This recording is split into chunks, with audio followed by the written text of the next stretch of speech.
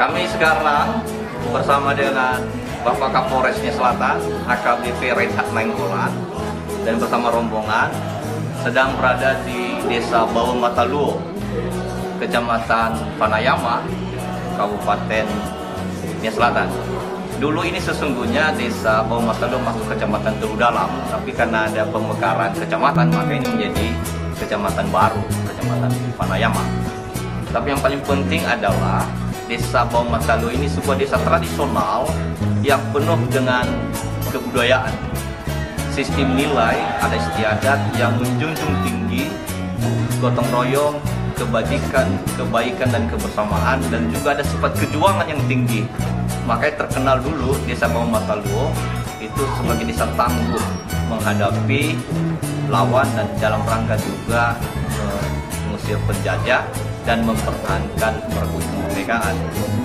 Nah, rumah ini rumah adat yang menjadi cagar budaya ya, dan kiranya ini menjadi salah satu agenda kita Kepulauan Nias, khususnya Kabupaten Nias Selatan, untuk membangun Indonesia maju, untuk membangun Kepulauan Nias melalui pendekatan kebudayaan, melalui pemajuan desa tradisional.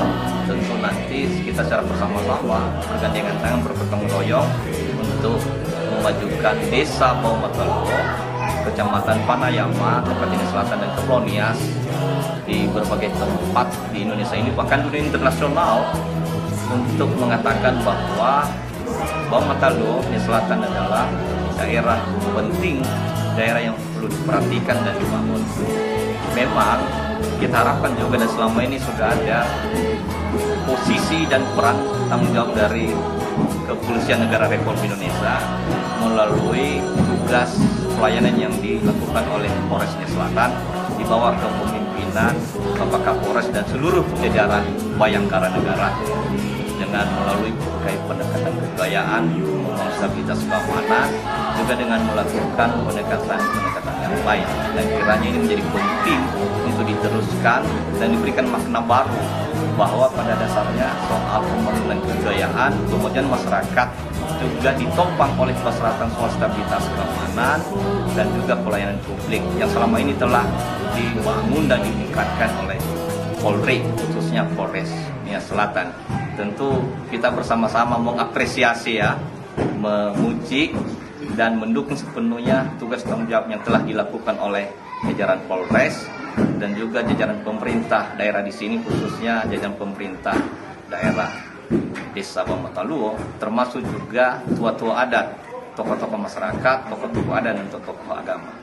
Ini adalah salah satu tujuan kita untuk mengisi kemerdekaan, dan banyak pejabat yang sudah kesini, banyak pengusaha, banyak dari berbagai negara juga mengunjungi, dan kiranya ke depan ini semakin bermakna secara otentik dan konkret ya. Desa Bawang Mataluo ini selalu memberikan inspirasi bagi siapapun kalau sudah berkunjung, kalau sudah berdialog dengan masyarakat. Ada inspirasi baru, ada semangat baru. Maka kiranya kita mengharapkan masyarakat nasional, masyarakat internasional, walaupun di tengah-tengah pandemi ya, supaya tetap ingat dan datang juga mengunjungi Bawang Mataluo ini. Bawang Mataluo ini obat ya, instrumen, alat, jalan, sesuatu yang terbaik lah untuk bisa menyemangati kita. Sekian dan terima kasih. Yaum. Kualitas kepariwisataan dan kebudayaan bagi agenda pembangunan dan pemajuan KEPNI. Penulis Firman Jaya Daily, Ketua Dewan Puspolkam Indonesia. Pembangunan dan pemajuan kawasan Kepulauan Nias (KEPNI) pada dasarnya berbasis dan berorientasi pada sejumlah sektor pembidangan yang utuh secara mendasar dan menyeluruh. Pembangunan dan pemajuan tersebut harus diletakkan dan ditumbuhkan dalam konteks geostrategis, geografi, geososial, geobudaya, geoekonomi, geopolitik. Dengan demikian, konstruksi, substansi, dan narasi proses dan arah sasaran tujuan tersebut menjadi sesuai dan tepat, serta semakin efektif dan produktif. Kawasan Kepni dapat dikembangkan dan diarahkan untuk berintikan pada pembangunan dan pemajuan kepariwisataan dan kebudayaan, serta pembangunan dan pemajuan kelautan, perikanan, dan pertanian. Perihal kepariwisataan dan kebudayaan tentu dan mesti selalu dibangun dengan berbagai agenda dan kebijakan yang berdampak positif, kreatif, inovatif, dan produktif. Pembangunan dan pemajuan kepariwisataan dan kebudayaan harus berdampak serius dan berpengaruh kuat terhadap sejumlah bidang kehidupan utama dan kebutuhan dasar. Berbagai bidang kehidupan dan kebutuhan tersebut, misalnya terhadap pertumbuhan dan pengembangan kesehatan, pendidikan dan pelayanan-pelayanan dasar dan utama, selanjutnya terhadap perawatan lingkungan hidup dan sistem ekologi, kemudian terhadap perkuatan dan perkembangan sosial dan kultural, juga terhadap pergerakan ekonomi dan kewirausahaan, dan terhadap peningkatan dan perluasan lapangan kerja yang senantiasa dan semakin kreatif, inovatif, produktif, terbarukan, dan lain-lain. Kepariwisataan dan kebudayaan serta kelautan, perikanan, dan pertanian kawasan Kepni pada dasarnya dan sesungguhnya secara relatif memiliki dan mengandung potensi yang relatif baik dan bagus. Perihal tersebut merupakan serangkaian yang menjadi modal penting dan kekuatan strategis untuk membangun dan memajukan kawasan Kepni. Pembangunan dan pemajuan sejumlah perihal tersebut harus senantiasa diorientasikan untuk menumbuhkan dan mengembangkan ekonomi hijau dan ekonomi kreatif. Substansi dan narasi keekonomian tersebut merupakan dan menjadi sebuah ide, gagasan, pemikiran, dan agenda kebijakan aksi kini dan ke depan. Ada beberapa kawasan, lokasi, dan objek kepariwisataan dan kebudayaan di Kepni. Ada di Kabupaten Nias, di Kabupaten Nias Selatan, di Kabupaten Nias Utara, di Kabupaten Nias Barat, dan di Kota Gunung Sitoli. Kepariwisataan dan kebudayaan yang ada di berbagai kawasan, lokasi, dan objek tersebut pada dasarnya mengandung nilai-nilai, sistem nilai, kesejarahan, kebudayaan, kesenian, dan keindahan yang agung, luhur, mulia, dan tinggi. Sistem nilai tersebut sesungguhnya dapat membangkitkan dan menggerakkan kebersamaan dan kegotong royongan untuk membangun dan memajukan kemanusiaan, kemasyarakatan, dan kawasan Kepni. Faktor nilai-nilai dan sistem nilai kemanusiaan dan kemasyarakatan, faktor tradisi kejuangan, kemajuan, dan kegotong royongan. Faktor geostrategis tersebut di atas merupakan faktor berpengaruh dan menentukan. Dan kemudian pada gilirannya menempatkan Kepni menjadi sebuah kawasan strategis dan khusus dalam konteks tertentu. Keseluruhan faktor tersebut semakin bermakna ketika ditumbuhkan, dibumikan, dan dipraksiskan dalam kerangka pembangunan dan pemajuan kawasan Kepni. Faktor-faktor tersebut merupakan serangkaian utuh yang mempengaruhi dan memaknai keseluruhan jiwa, roh, semangat, dan niat tekad komitmen warga dan pemimpin masyarakat serta elemen negara untuk bergotong royong membangun dan memajukan kawasan Kepni. Pemikiran dan pemetaan perihal faktor-faktor tersebut di atas meliputi dan mewarnai keseluruhan agenda dan kebijakan pembangunan yang bersifat material. Lingkupan dan liputan material tersebut antara lain kualitas dan profesionalitas pembangunan, penataan, dan pemajuan infrastruktur ke-PU-an. Misalnya ekosistem jalan, jembatan, gedung, dan lain-lain. Infrastruktur perhubungan, misalnya ekosistem pelabuhan dan angkutan, dan lain-lain. Infrastruktur keenergian, misalnya ekosistem keairan dan kelistrikan, dan lain-lain. infrastruktur keteknologian, infrastruktur komunikasi dan informasi, dan lain-lain. Keberhasilan pengorganisasian dan penggerakan pembangunan dan pemajuan kawasan pada umumnya berkaitan dan berintikan pada sejumlah perihal yang terkait untuk saling melengkapi dan menguati. Demikian juga dalam konteks pembangunan dan pemajuan kawasan Kepni, hubungan dan keterkaitan erat antar keseluruhan perihal tersebut amat berdampak dan berpengaruh terhadap kualitas keberhasilan pembangunan dan pemajuan. Daya dan efek gerak dari perihal tersebut pada awalnya dan pada akhirnya mengakibatkan dan menunjukkan kualitas dalam mengorganisasikan dan menggerakkan pembangunan dan pemajuan sebuah kawasan. Perihal tersebut antara lain: 1. Terbangunnya dan tumbuhnya kualitas sistem dan kultur peningkatan, percepatan, dan pemudahan perlindungan, pelayanan, dan pengabdian keseluruhan jajaran pemerintahan.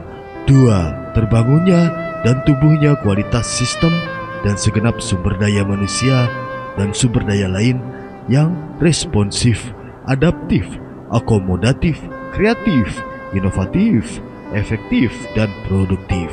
3. Kualitas kepemimpinan yang memiliki integritas, kredibilitas, kapasitas, profesionalitas yang merupakan panutan dan teladan, yang selalu optimis dan berpengharapan, yang memotivasi dan menggerakkan, yang mengorganisasikan dan memperjuangkan, bahkan kepemimpinan yang relatif sudah selesai dengan dirinya.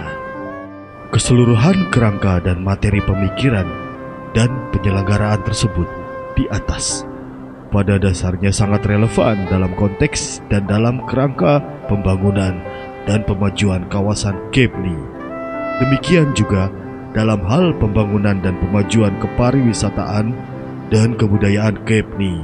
Keseluruhan perihal tersebut di atas harus senantiasa menyertai dan mewarnai agenda dan kebijakan serta program kerja dan aksi kegiatan pembangunan dan pemajuan kepariwisataan dan kebudayaan Kepni.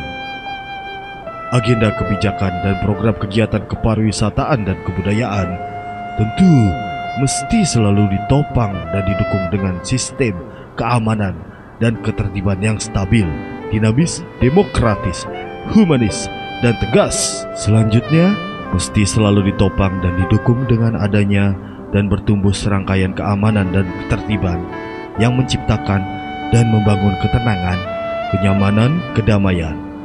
Kemudian, mesti selalu ditopang dan didukung dengan adanya dan berkembang penjaminan dan pemastian terhadap pelayanan, perlindungan, dan pengayoman yang utuh. Juga mesti selalu ditopang dan didukung dengan adanya dan bergerak supremasi hukum yang adil, bermanfaat, pasti, dan mendorong dan memajukan peningkatan, percepatan, permudahan perluasan lapangan kerja, pergerakan ekonomi, pemberdayaan masyarakat, dan penguatan kawasan. Pemikiran dan pemetaan mengenai pembangunan dan pemajuan kawasan Kepni termasuk juga dalam hal kepariwisataan dan kebudayaan disampaikan oleh penulis ketika mengunjungi sejumlah kawasan, lokasi, dan objek kepariwisataan di Kepni. Kunjungan tersebut di beberapa tempat, khususnya di wilayah Kabupaten Nias Selatan. Penulis juga menyampaikan perspektif umum pemikiran dan pemetaan tersebut saat bertemu dan berdiskusi dengan beberapa pimpinan institusi dan jajaran, dan saat bertemu dengan kalangan civil society, jurnalis, organisasi, kemahasiswaan, profesional, dan aktivis. Kapolres Nisel AKBP Reinhard Nainggolan, lulusan Akpol tahun 2003 dan Kapolres termuda di Indonesia saat dipromosikan menjadi Kapolres, menerima kunjungan penulis ketika mengunjungi Polres Nisel.